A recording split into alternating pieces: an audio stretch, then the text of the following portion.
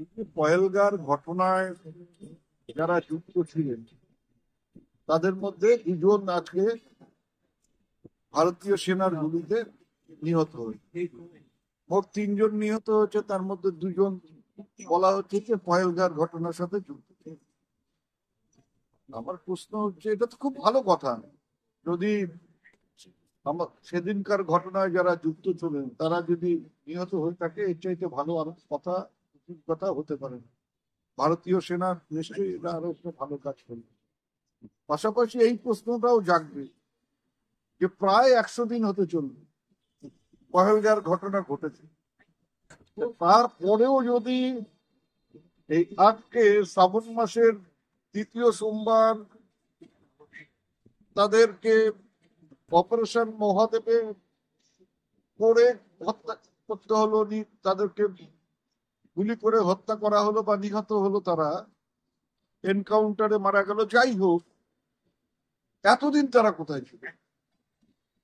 এতদিন যদি তারা দেশের মধ্যে থাকে, সেটা বুঝতে হবে যে আমাদের দেশের ইন্টেলিজেন্সের ব্যর্থতা। আবার যদি এমন ঘটনা বলে, সরকার বলে যে না, তারা দেশের মধ্যে ছিল না, তারা চলে গিয়েছিল, আবার ফেরত এসছে, সেই জন্য তাদেরকে আজকে মারা হলো, বা আজকে তারা ধরা পড়ার পরে তাদের মারা হলো, তাহলে যদি তারা আজকে আবার এসে থাকে বা গতকাল এসে থাকে, তাহলে বুঝতে হবে যে এটা আরো বড় ব্যর্থতা।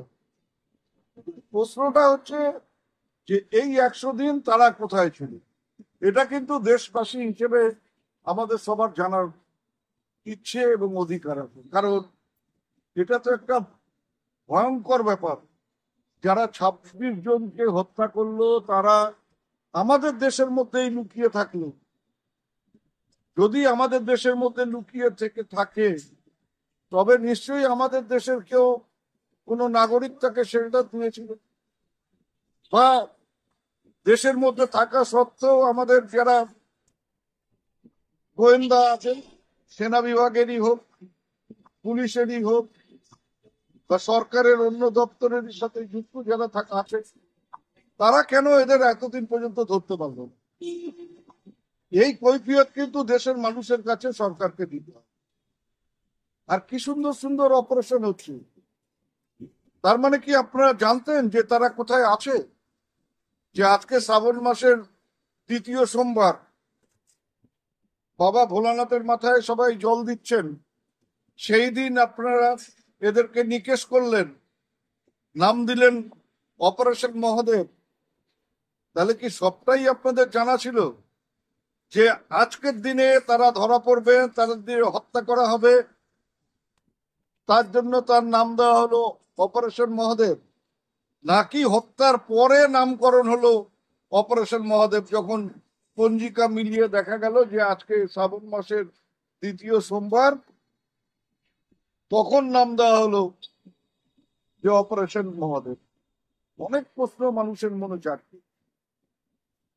নিশ্চয়ই হত্যাকারীরা, তাদের শাস্তি হোক, তাদের বেঁচে থাকার অধিকার নেই। যারা 26 জনকে হত্যা করে তাদের বেঁচে থাকার কোনো অধিকার নেই। সেনাবাহিনী সঠিক কাজ করেছে তাদেরকে মেরে। কিন্তু পাশাপাশি আমরা যে একটা ভয়ঙ্কর পরিস্থিতির মধ্যে আছি, আমাদের নিরাপত্তা নিয়ে যে বড় প্রশ্ন,